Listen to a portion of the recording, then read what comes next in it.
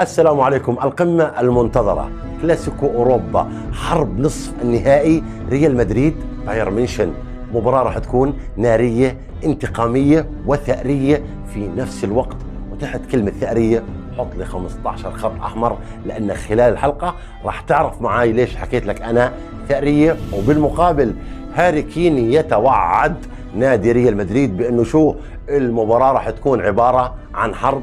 شكلك يا هاري كين ما تعلمت من محمد صلاح، ولا برضو تعلمت كيف تصرح قبل ما تواجه نادي ريال مدريد. أنا شخصيا بقدر أقول لك أنه فعليا هاي المباراة اسمها فك العقدة بالنسبة لنادي بايرن ميونخ. ليش؟ لأنه خلينا نرجع على آخر مرة أقصى فيها نادي بايرن ميونخ نادي ريال مدريد من بطولة دوري أبطال أوروبا، راح نشوف أنه في موسم 2011-2012 هي كانت آخر مرة فعليا تقدم في مباراة الذهاب العملاق البافاري بهدفين مقابل هدف واحد، وخسر في مباراة الإياب بنفس النتيجة، وتأهل على حساب نادي ريال مدريد بركلات الترجيح 4-3.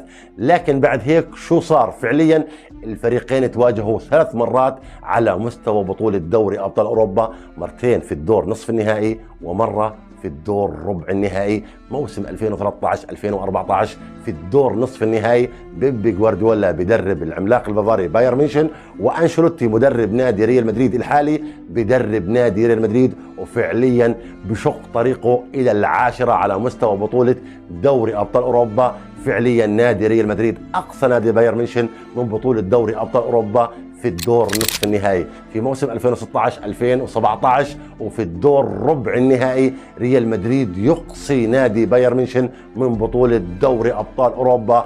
في موسم 2017-2018 ريال مدريد يقصي نادي بايرن ميونخ من بطولة دوري أبطال أوروبا. فبالتالي بعد فعليا ما أخرج نادي بايرن ميونخ نادي ريال مدريد في موسم 2011-2012 3 مرات على التوالي، استطاع زعيم البطولة نادي ريال مدريد من إقصاء نادي بايرن ميونخ. عشان هيك أنا قلت لك فعليا مباراة ودور فك العقدة بالنسبة لنادي بايرن ميونخ. تخيل معاي أنا لما قلت لك كلاسيكو أوروبا، أنا بشوف أنه فعليا المنافس الحقيقي والأكثر جدية في المنافسة على بطولة دوري أبطال أوروبا هو نادي بايرن ميونخ.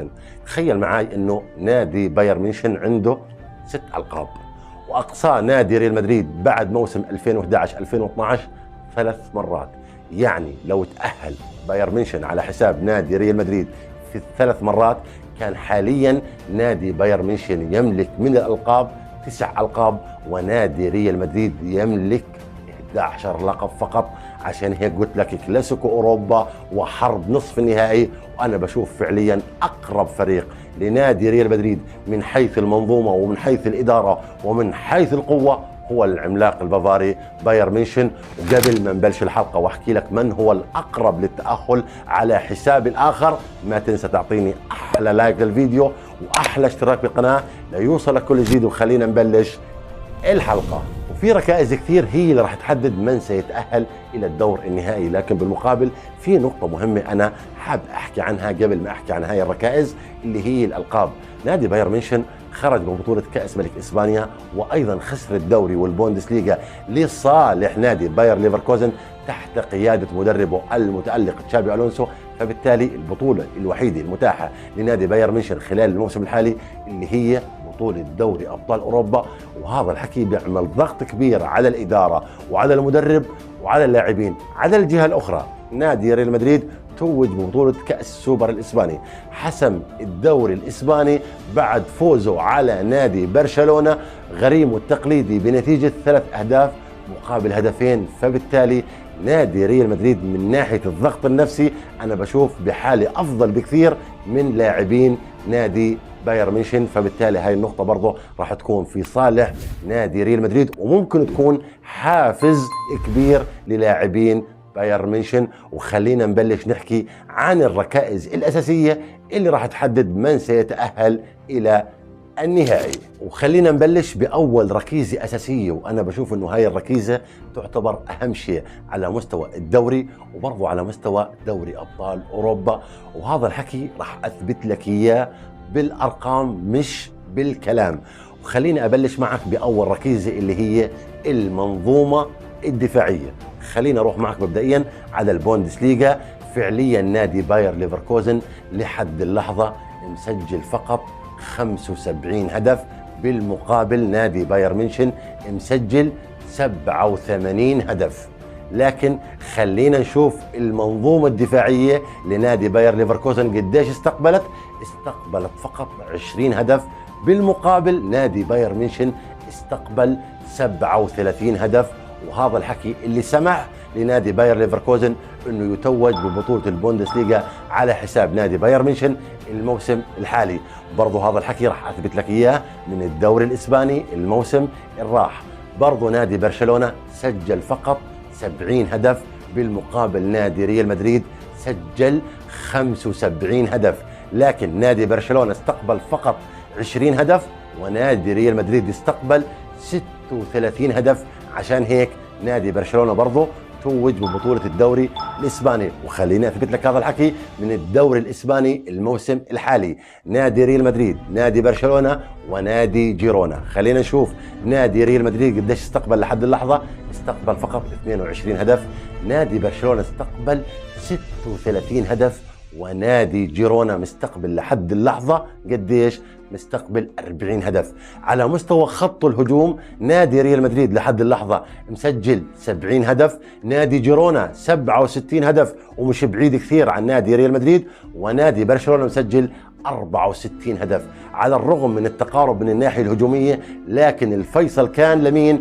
للمنظومة الدفاعية. عشان هيك أنا بقول لك من ناحية المنظومة الدفاعية أنا بعتبرها كركيزة أساسية في تحديد من سيتأهل إلى النهائي في بطولة دوري أبطال أوروبا، ريال مدريد أم باير ميونخ. الركيزة الثانية راح نحكي فيها عن الحالة البدنية للفريقين.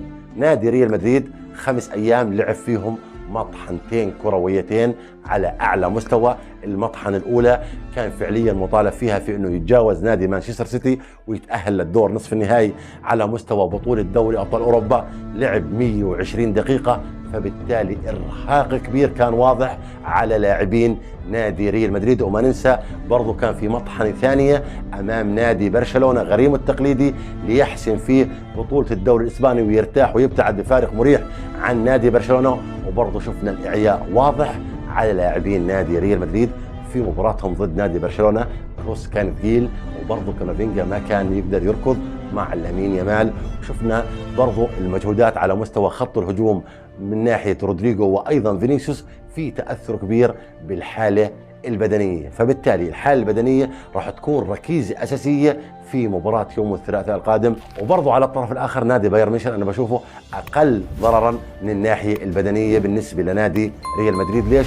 اتأهل على حساب نادي الأرسنال على أرضه بين جمهوره بهدف مقابل لا شيء على مستوى دوري أبطال أوروبا. على مستوى الدوري اجتاح نادي يونيون برلين ب5 أهداف مقابل هدف واحد. فبالتالي أنا بشوف برضه إنه نادي بايرن ميونخ من الناحية البدنية ممكن يستفيد أكثر من نادي ريال مدريد في مباراة الثلاثاء القادم. وخلينا ننتقل لموضوع هاري كين وتوعده في انه مباراته القادمه امام نادي ريال مدريد ستكون عباره عن حرب وتهديد مباشر لنادي ريال مدريد. هذا الحكي بقودنا للركيزه الثالثه اللي هي المنظومه الهجوميه. انا بشوف انه هاري كين صراحه بيطلع له انه يهدد نادي ريال مدريد، وممكن تاخذ حكيه على محمل الجد. لاعب 41 مباراه، مسجل 40 هدف، برضه عنده 13 تمريره حاسمه، ومسجل 33 هدف على مستوى الدوري الألماني، هداف الدوريات ال5 الكبرى لحد اللحظة. فتهديده خذوا على محمل الجد. لكن بالمقابل برضه ما تنسى أنه دائما في أي تصريح ضد نادي ريال مدريد في هاي الأدوار بكون هناك في ردة فعل كبيرة من لاعبين نادي ريال مدريد.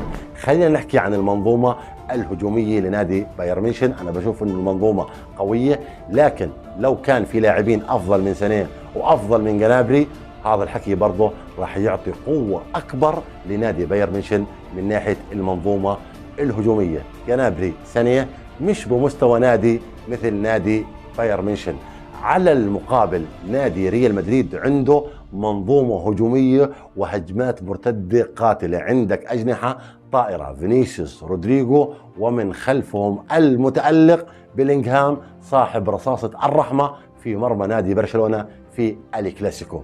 وهذا الحكي اللي راح يكون له دور كبير في تحديد من سيتأهل إلى الدور النهائي، لأنه هذا الحكي برضه بقودنا لوين؟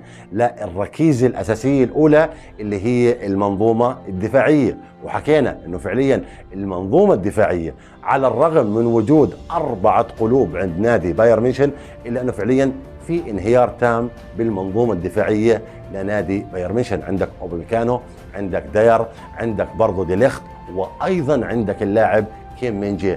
بالرغم من وجود 4 قلوب في نادي بايرن ميونخ، الا انه فعليا بنشوف انه في تواضع على مستوى الاداء بالنسبه للمنظومه الدفاعيه لنادي بايرن ميونخ. وهذا الحكي اللي ممكن يستفيد منه اجنحه نادي ريال مدريد الطائره، فينيسيوس ورودريجو، ومن خلفهم بيلينغهام.